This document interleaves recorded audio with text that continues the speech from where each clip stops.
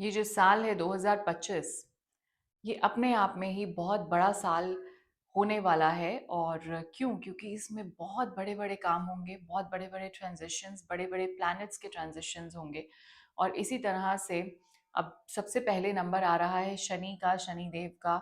और शनिदेव का जो ये ट्रांज़िट होगा, यहाँ से साढ़े साती की बात चल रही है, साढ़े साती और ढैया की, कि किन लोगों की साढ़े साती जो है वो शुरू हो जाएगी और किन लोगों की ढैया स्टार्ट हो जाएगी। तो शनि की साढ़े साती जो अभी तक कुंभ और मीन राशि में चल रही है, और मेष राशि वालों की शुरू हो जाएगी।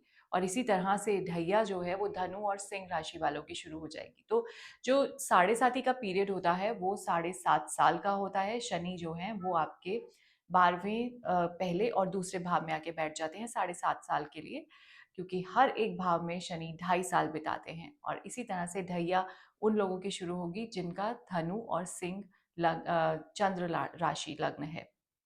और ये जो साइन है, ये जो साढ़े साती और ढैया है, ये हम देखेंगे आपकी चंद्र राशि की कुंडली से।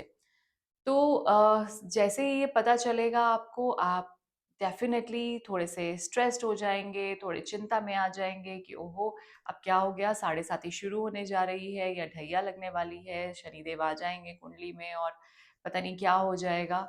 सो बस ये बिल्कुल उल्टी सोच कर लीजिए और ये सोच लीजिए कि वाह, अब आएगा मज़ा काम करने का, क्योंकि जो भी आप करेंगे उसके रिजल्ट्स फेयर मिलेंगे, यदि आप फेयर हैं।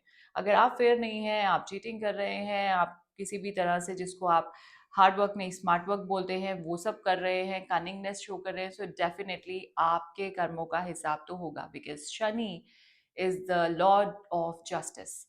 तो वहाँ आपको यहीं के यहीं आपके कर्मों का जो फल है वो मिल जाएगा। तो इसीलिए just be honest with your self, with every one, with every one around you. तो जब आपने ये देख लिया कि आपकी साढ़े साती या ढैया स्टार्ट हो रही है, सो उसके लिए कुछ आपको पावरफुल रेमेडीज बता रही हूँ, वो आप ज़रूर फॉलो कीजिए। और जस्ट इसके लिए नहीं कि साढ़े साती आ गई है और मुझे ये रेमेडीज करनी है और इससे मेरे जो कर्म है वो अच्छे हो जाएंगे, या मेरे को कुछ अच्छे रिजल्ट्स मिल जाएंगे, या मैं सफल हो जाऊंगा, बिल्कुल इस भावना से आपको कोई भी रेमेडी परफॉर्म नहीं करनी है। जब तक आप उस रेमेडी, उस उपाय का लॉजिक नहीं समझते, उससे कनेक्ट फील नहीं करते, डेफिनेटली आपको रिजल्ट्स नहीं मिलते हैं। राइट? सो पहली चीज़, डोनेट योर फूड या फिर clothes to the needy people. जो लोग गरीब हैं, जिनको ज़रूरत है, जिस भी चीज़ की ज़रूरत है, और सबसे ज़्यादा ट्राई करें खाने का दान और कपड़ों का दान करने की।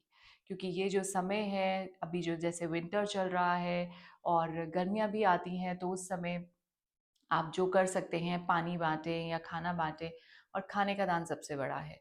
तो इसी तरह से ये 2 चीज़ें तो ज़रूर करेंगे।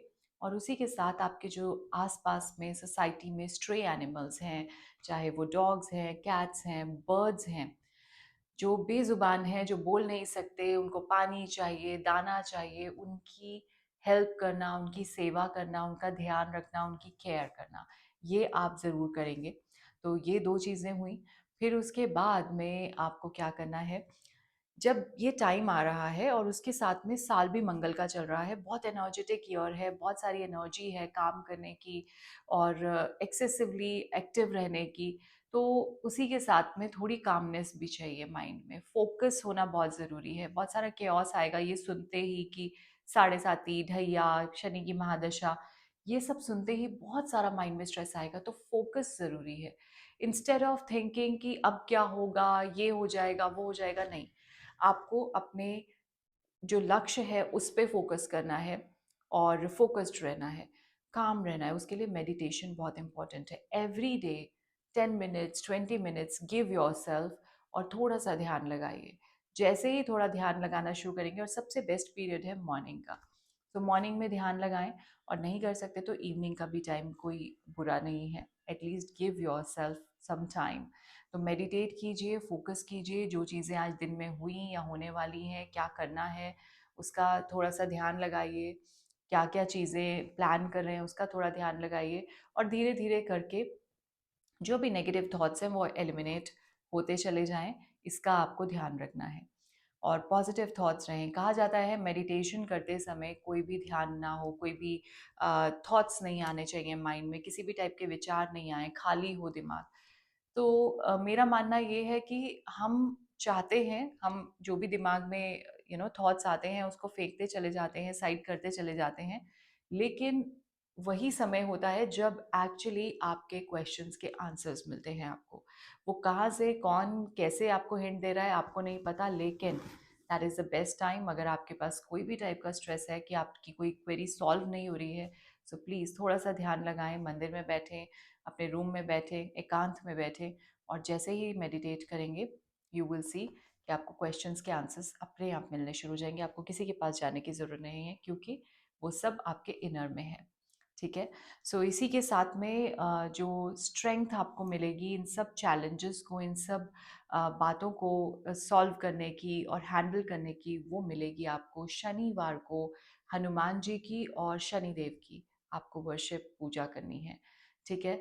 तो हनुमान चालीसा की चैंटिंग करें और उसी के साथ में शनि मंत्र की चैंटिंग या शनि चालीसा की चैंटिंग करें, और ये सब करते करते लोगों की हेल्प करें, और just be honest to yourself. No cheatings, no conflicts, किसी के साथ में बहस में पड़ना, लड़ाई में पड़ना, ये बिल्कुल नहीं करेंगे। जब भी ये लाइफ लॉन्ग का रूल है बेसिकली। लेकिन जब भी आपकी साढ़े साती चलती है या ढैया या महादशा शनि की, तो उस समय तो श्योरली आपको ये ऑप्ट करना ही है, क्योंकि हर एक ग्रह की एनर्जीज होती हैं उस समय थोड़ी ज़्यादा होती हैं। लाइफ लॉन्ग हमें फॉलो करना चाहिए कि किसी के साथ बहस ना करें, अननेसेसरी लड़ाई में ना पड़े, ट्राई टू बी काम। और इसी के साथ में जो भी रूल्स एंड रेगुलेशंस की बात होती है, चाहे वो आपके सोसाइटी के रूल्स एंड रेगुलेशंस है, वो आपकी लाइफ के रूल्स एंड रेगुलेशंस हैं, जस्ट बी डिसिप्लिन, उसको फॉलो करें। जहाँ आप ये सब कुछ थोड़ा थोड़ा करना स्टार्ट करते हैं, क्योंकि ये लॉजिकल है। आप अगर सड़क सड़क के नियम तोड़ेंगे, ट्रैफिक के नियम तोड़ेंगे, तो आपको उसी समय तुरंत आपके हाथ में चालान आ जाएगा, आपको कर्मों की सज़ा मिल गई आपके। ठीक है, आपको फल मिल गया इंस्टेड ऑफ सेइंग सज़ा। तो बस वही चीज़ है आपकी लाइफ में, जो आपके रूल्स रेगुलेशंस आपके रिलेशंस के प्रति, आपके काम के प्रति, आपके जॉब के प्रति, आपके बिजनेस के प्रति हैं, उनको डिसिप्लिन से फॉलो कीजिए। अपने एक्शंस को ध्यान से देखते हुए, सोचते हुए लीजिए। तो बस यही चीज़ है, और कुछ नहीं है। शनि की साढ़े साती हो या ढैया हो या महादशा हो, आप देखेंगे कि आप एक different version of your self करके निकलेंगे, ट्रांसफॉर्म होके निकलेंगे। और यही टाइम है जब आपको तपा तपा कर सोना बनाया जाता है और हीरा बनाया जाता है। So just take that pressure and you will see, you will become a diamond from a coal. All right, thank you and stay blessed.